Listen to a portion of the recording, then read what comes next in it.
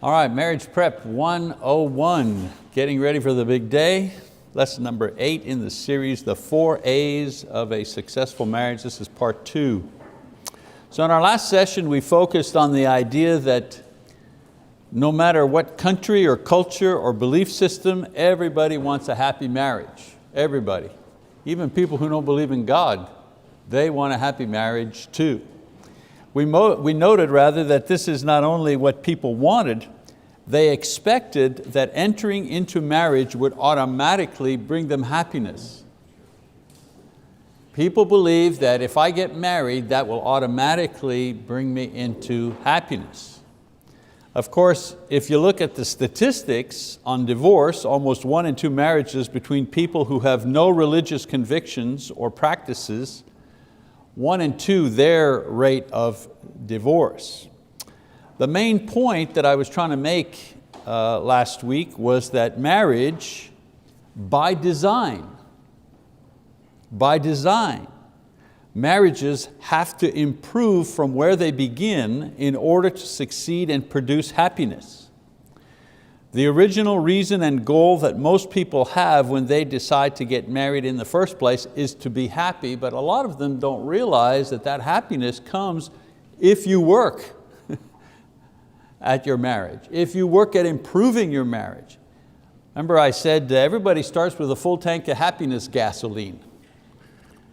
You're off and running, for the tank is full, and so it's wonderful. The problem is many people think that they can ride for a lifetime on that original tank of happiness gasoline, and you can't. You have to keep filling the tank, okay? And this is what this lesson and some of these lessons are really about, how to keep filling the tank. So that brings us to the subject of this lesson today, where I'd like to share with you the 4 A's necessary to cultivate in order to have a successful, happy marriage that everyone hopes to have. Now I call this lesson the 4 A's of a successful marriage because in order to succeed at a marital relationship, there's some very specific things that both partners need to do to improve it. I mean, there are a lot of things you can do, but there are specific things that absolutely have to be done if you want to, I'll keep with my original imagery there, if you want to fill that tank with happiness gas. These 4 things all begin with the letter A, so they can be easily remembered. So there are 4 A's. The first A, agape.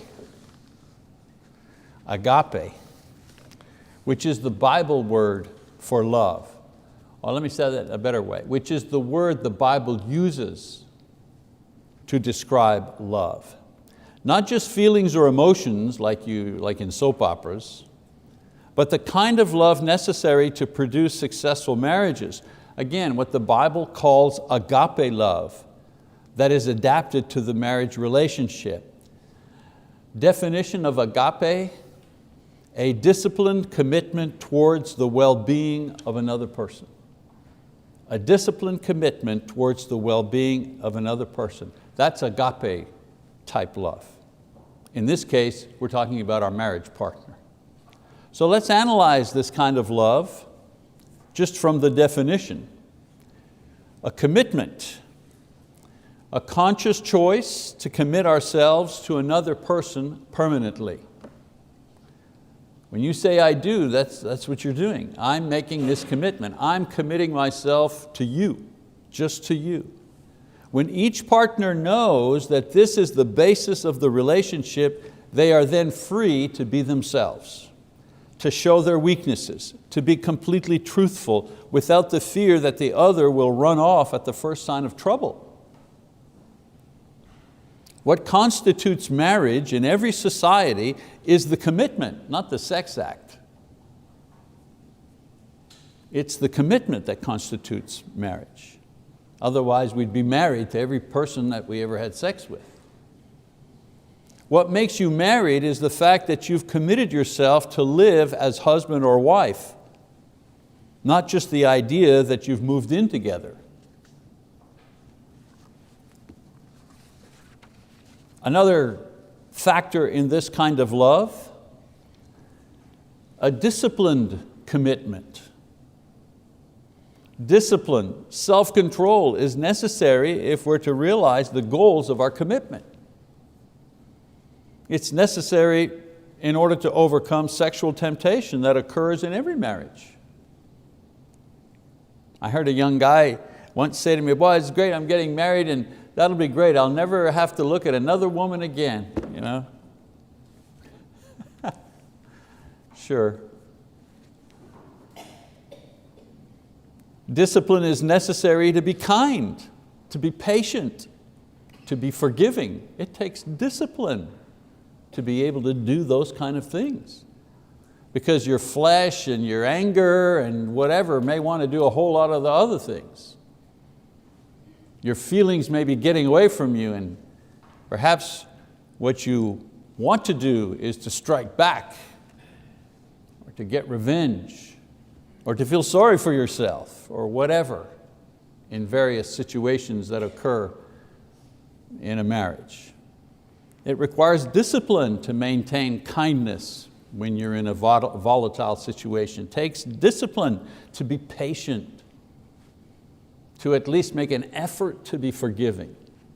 In my own life, I've had this prayer on my mind many times. Lord, I don't feel very forgiving at the moment.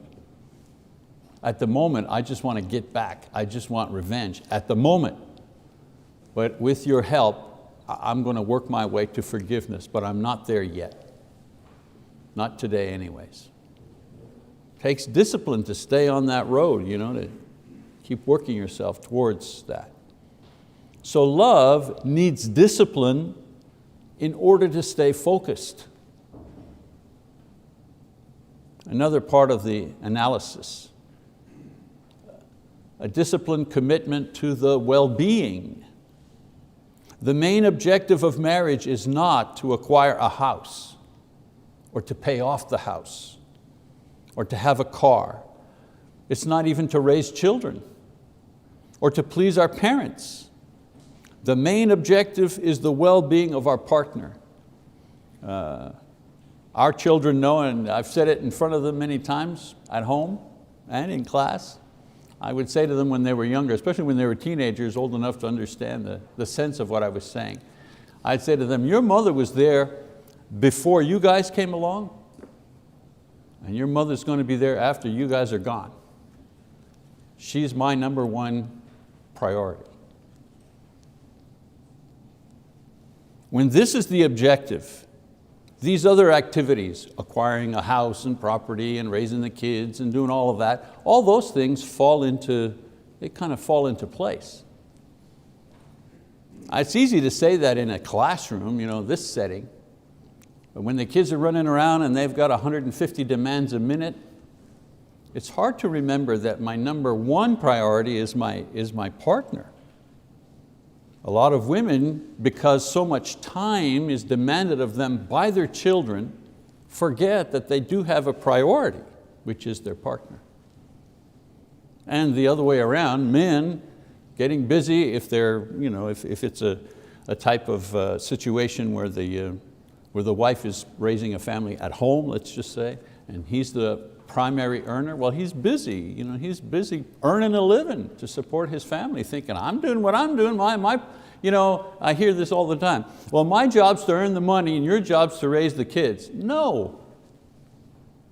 My job is the disciplined, the well-being of you, Lise.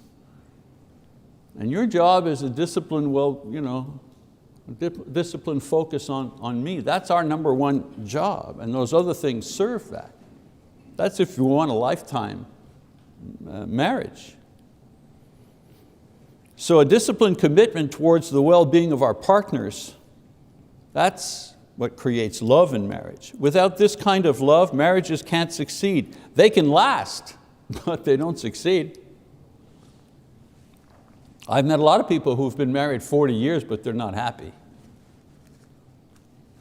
There's a big difference between making your marriage last and having a happy marriage.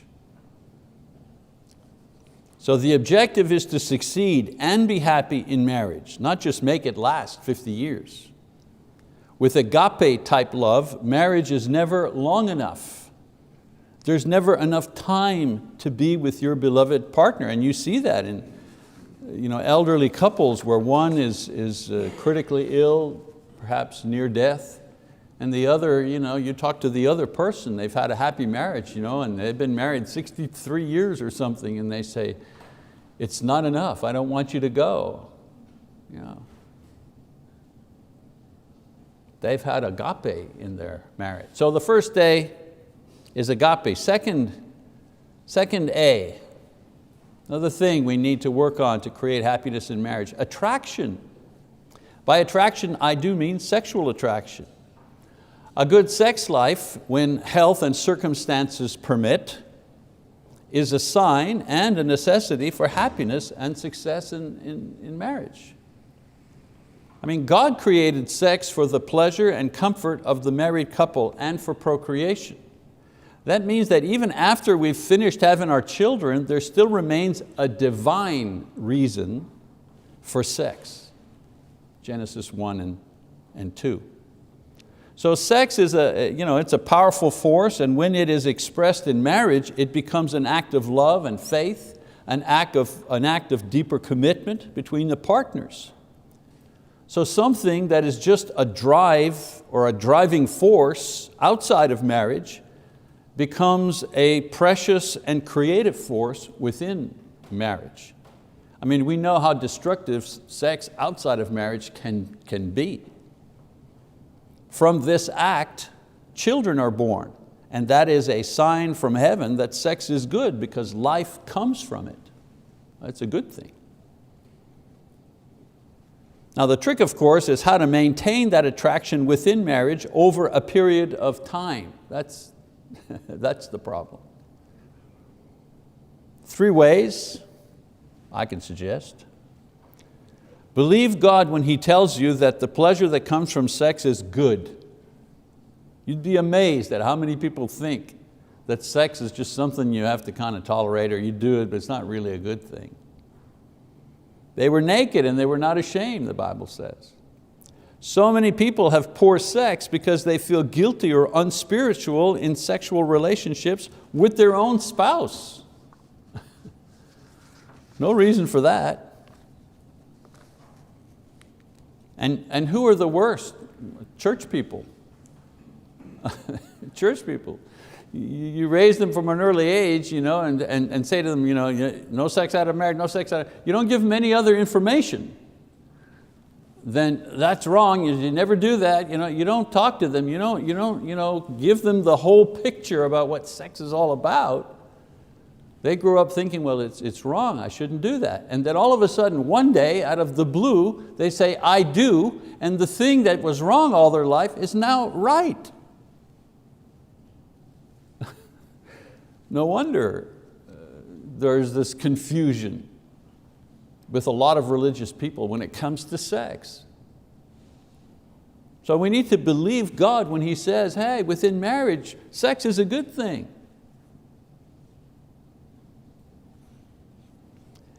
We also have to make the other person's well-being our major objective within our marriage, especially within our sex life. Sexual feelings are stimulated by kindness and faithfulness and tenderness and generosity and humility and other giving virtues. When we work on these things first, then physical contact is desirable. Who wants physical contact with a selfish, rude, impatient person, even if they have a nice body? Jesus says that impure sex and adultery begins in the heart, right? Well, that is also true of legitimate sex within marriage. It also begins in the heart. You know this, the main sex organ is the brain. And of course, believe, be generous, be available. There's nothing more encouraging or desirable than a willing partner. Not just willing to have sex, but willing to please.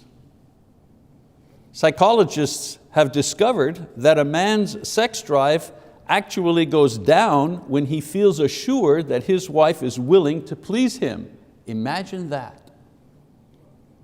Women are always afraid that there'll be no end if they just give in every time. Oh, if I give in every time, well, we're having sex 5 times a day, this guy.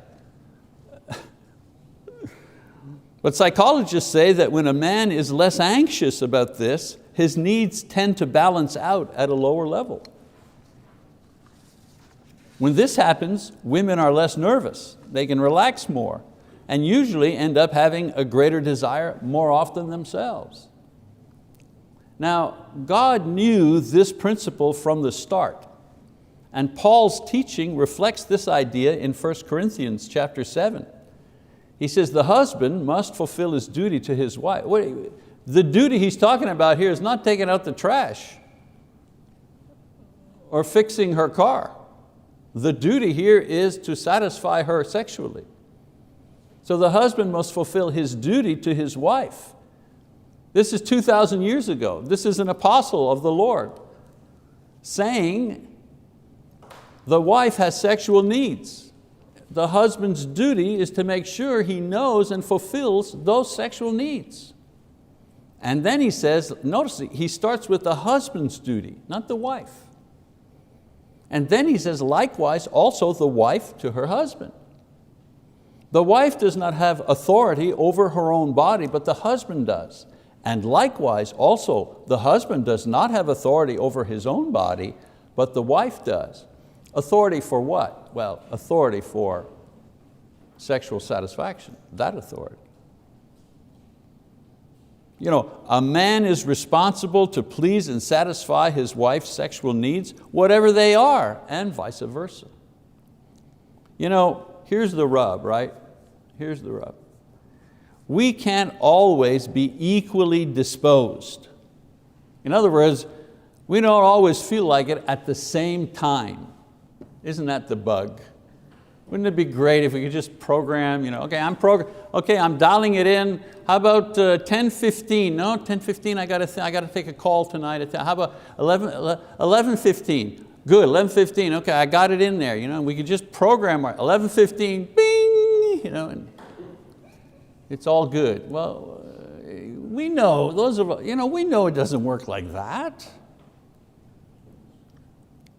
And we know that because of that, because we're not always in the mood at the same time for 1,000 different reasons, this is what causes the tension.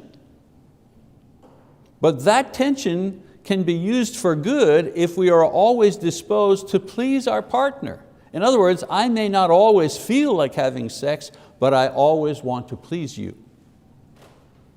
Boy, that's an attitude I can live with. I can live with no, or not right now, or I'm just not there. I can live with that if I'm assured that my partner is really devoted to pleasing me. So when we say no, we're saying that you can't have what is yours.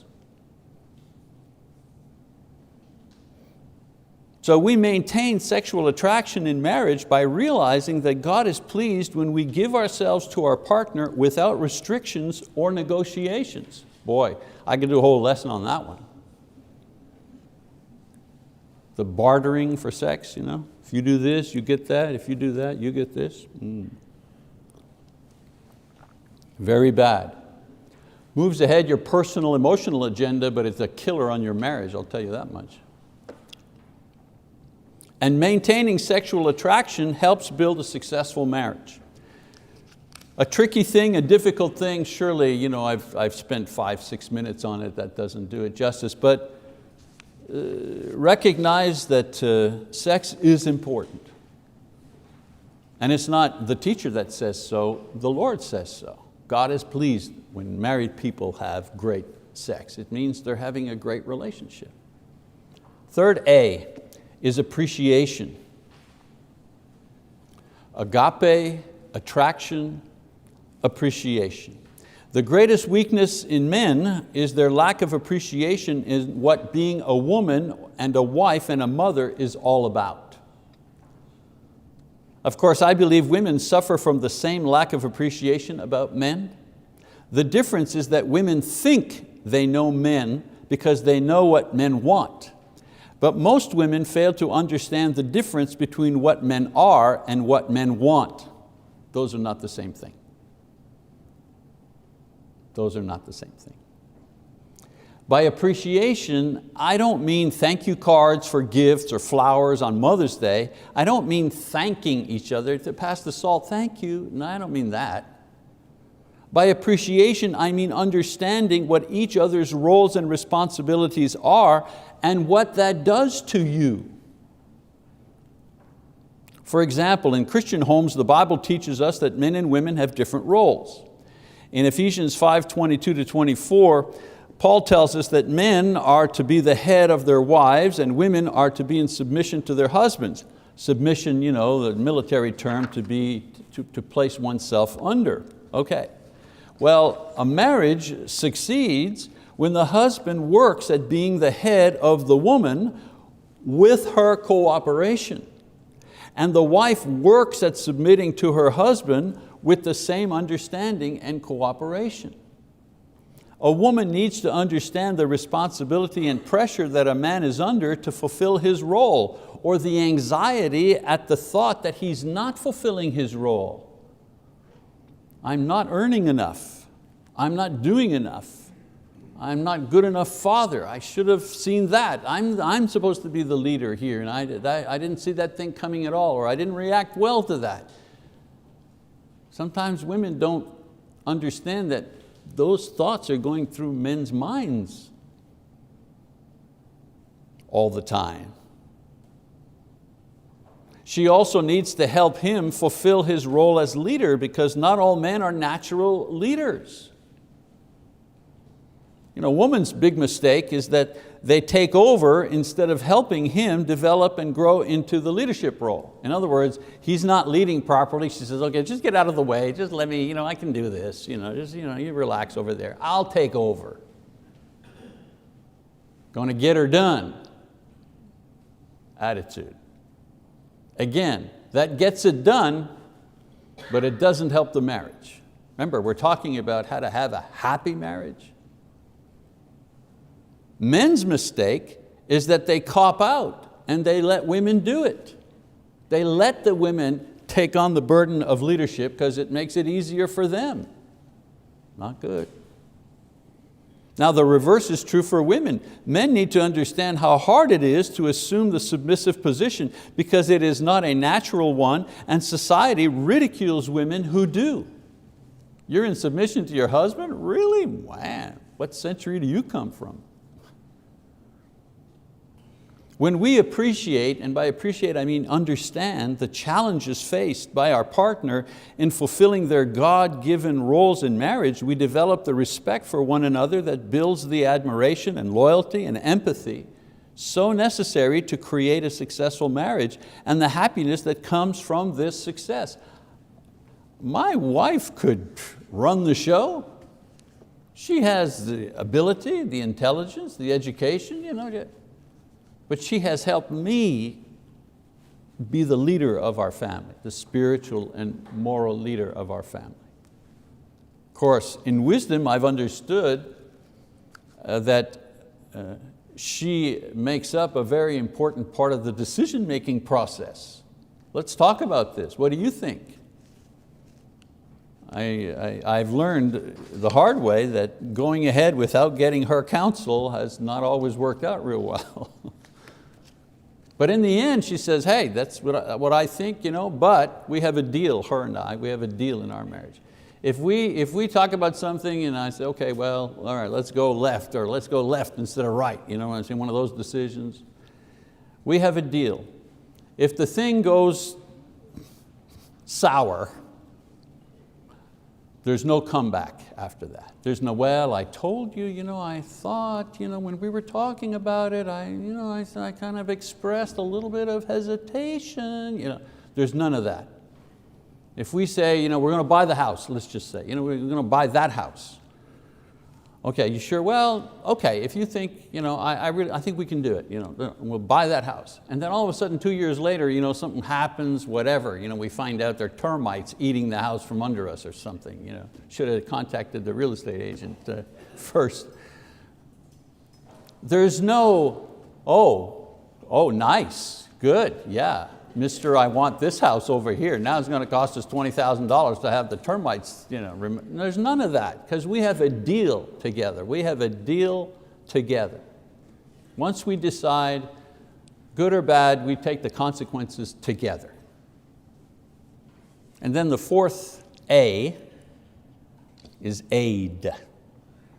To create marriages, agape, attraction, appreciation, and aid. If no one ever sinned, every marriage would be successful. However, because we are weak and subject to fall, we need to go to God and go to Him often to find help. Help to understand each other, help to raise our children, help to manage our money, help to strengthen us through sickness and sin and all of the trials that we go through in marriage. In 1 Corinthians 7 verse 5, Paul encourages couples who are having trouble to go to God for help in prayer. Many people would rather live in misery than ask for help. That's called pride. Sometimes we need to ask our partner for help. Men are usually the ones more guilty of this than women. I got it. They confuse the role of leader. They think that means they have to decide everything by themselves, or they have to bear everything alone. They won't go to their wife, not for her opinion, for her help. I need you. I need you to pray for me. I need you to help me with this, because I can't bear it alone. To carry this sorrow I have, or to carry this grief that I have, or to carry this temptation that I'm having, whatever it is. Sometimes we need to ask our partner for help, real help in dealing with physical and emotional and spiritual problems. Do you know how close that brings you to another person when you acknowledge true weakness, needing their help, being that vulnerable in front of them?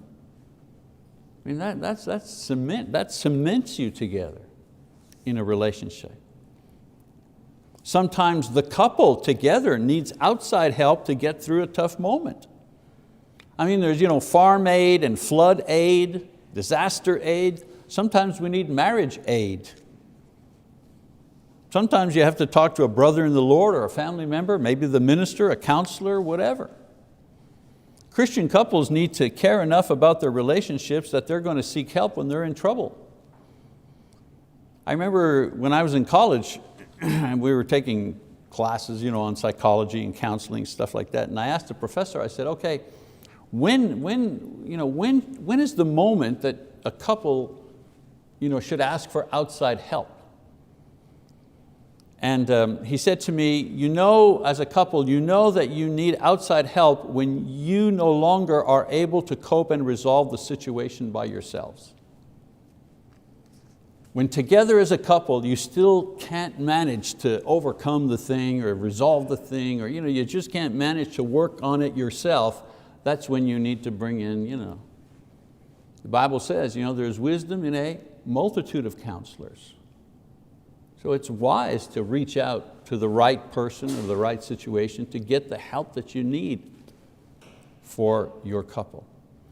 The successful marriage isn't too proud to ask for help, and you need help, as I say, when you cannot make each other happy anymore.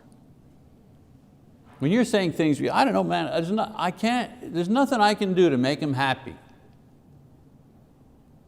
There's nothing I can say to make her happy. When you're saying things like that, you need help. And what help do you need? Well, you need help in order to figure out how to make your partner happy.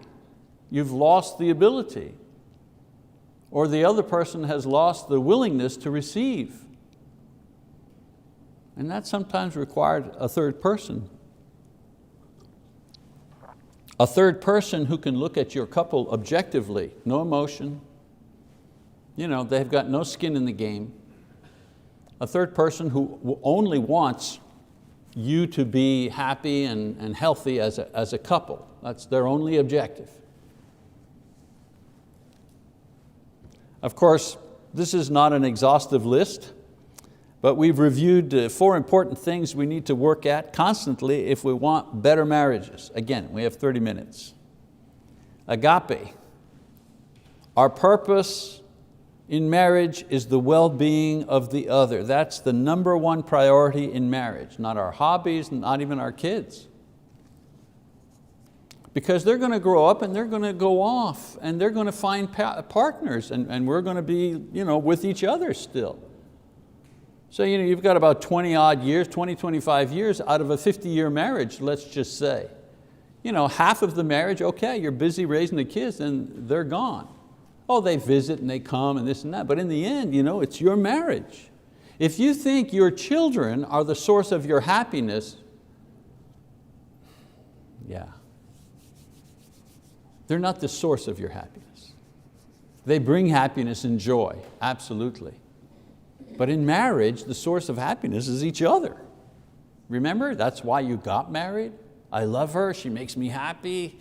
I want to do anything to make her happy. We're going to be together so that we can be happy together. Remember that? That's still what's happening 20, 30, 40 years later. As I've said in another lesson, the wonderful thing is that God has put in every season of a marriage, certain blessings that make the marriage worthwhile in every season. So there's some things that Lisa and I enjoy together now after 40 years of marriage that I didn't even think were things 40 years ago. I could not have even imagined things like this 40 years ago. So Christian marriage is a marvelous thing because God shows us the way and blesses us in every stage if we stick at it. Attraction, giving our bodies to each other. No restrictions. Within respect, of course, with respect. Appreciation, helping the other person do their job. I'll help you lead. I'll help you with the kids. I'll help you with your job. I'll help you with the house. I'll help you with the money. In our house, Lisa's the one that she's the banker. She takes care of that stuff. She didn't like the way I balanced my checkbook when we first got married. For me, at the end of the month, if it was off $4, $6, who cares? I round it off. It's not important. And she was aghast. I didn't care. 20 more, 20 less in the long run. So she says, "Hey, let me just take care of that for you." Sure, okay. And she's done a great job. 40 years, every bill has been paid on time, never been late for anything. We know exactly well, she knows, I don't. Heaven forbid she should pass away before I do, because I'd have to hire a forensic accountant to figure it all out. But that's marriage, right? That's how it works in marriage. I appreciate that about her. I don't ridicule her for that. I appreciate the fact that she is precise, very precise in those matters. And then aid, of course. Not too proud to ask for help from each other, and then together to ask for help outside our marriage. Next to the grace that we have in Jesus Christ, the most precious favor God gives to mankind is a loving partner.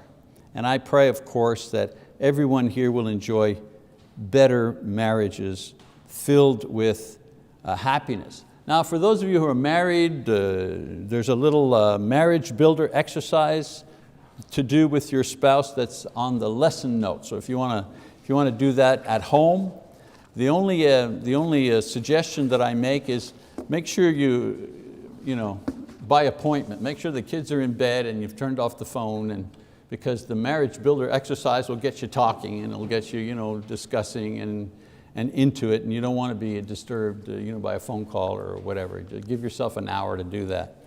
That little exercise, I think that'll help you internalize some of the things that we've talked about here today. All right, that's our lesson. Thank you very much for your attention.